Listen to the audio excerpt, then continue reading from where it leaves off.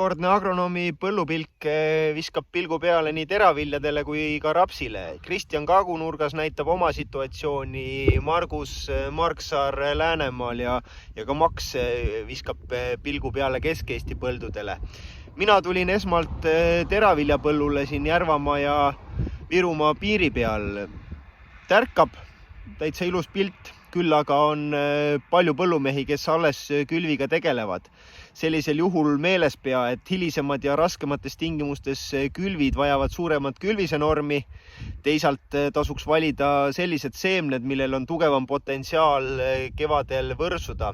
Sügisesest herbitsiidist võib-olla pajatab natukene Kristjan lähemalt. Esimesed taliodrad on siin teise lehe faasis ja näha on tärkamas umbrohtusid ning ka värsket murunurmikat.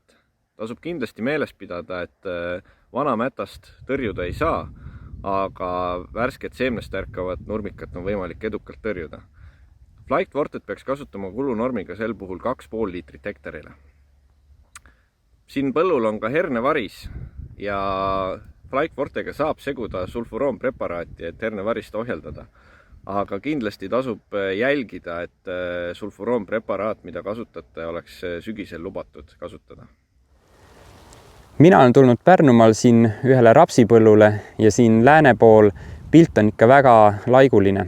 Kui praegult mul selja taga paistab täitsa korralik rapsitaim, siis ma peaksin lihtsalt pöörama ennast 180 kraadi ringi, et oleks näha, et suur osa põllust on kas alles idulehtedes või täiesti tärkamata.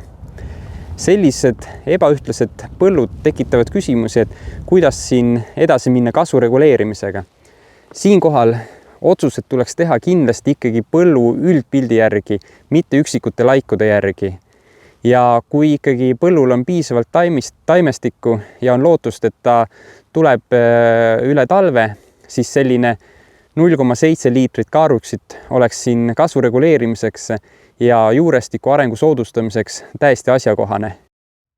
Augusti alguse talirapsi külvid on Lõuna-Eestis tõesti hästi käima läinud. Juba teostatud on siin pritsimine klaamoksi, poori ja kaaruksi seguga. Kaaruksid sai siia pandud koos herbitsiidiga 0,5 liitrit sellises 3-4 lehe faasis, kuna oli ette näha, et kasv tuleb pikk ja intensiivne ning juba varakult on vaja kasvukuhik hoida rohkem maapinna ligidal. Tänaseks hetkeks olemegi nii kaugel, et vaja on siia panna veel kasvuregulaator fungitsiid Juventus peale ja maksimaalse lubatud kulunormiga 0,8 liitrit hektarile, et siis hoida nüüd edasise venimise eest oktoobris. Jah, nagu Alo ka ennist mainis, siis tõesti ka Kesk-Eestis meil kuivusega probleeme on olnud. Külvid on ebaühtlased ja põldudel on laigud sees. Kuigi nüüd viimane nädal on vana juba nii palju vihmanud, et hakkab pigem tööd segama, aga seda vihma on meil hädasti vaja. Heitlike ilmaoludega on meil vaja ka teha erinevaid katseid ja eemaldada nii-öelda terad sõkaldest.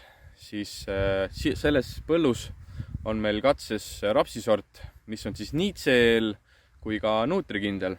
Et vaatame, hetkel on tal siin esimeses 2 päris lehes, külvatud on ka suhteliselt hilja. Loodame siis soojema sügise peale, et saaks korralikult taim välja areneda ja talve alla minna. Vaatame, mis pilt meil siin kevadel vastu vaatab. Aga kes ei ole veel Agromiles ennast registreerinud, siis tehke seda. Loodame, et kiiremad ajad on möödas ja saate rahulikult arved üles laadida ja endale meelepäraseid kinke valida. Ja tulemas on ka ebamess, et astume ka seal ülesse ja räägime erinevatest jätkusuutlikkuse teemadest. Nii et seniks hoidke veel lipp kõrgel hooaja lõpuni ja näeme jälle. BASF. We create chemistry.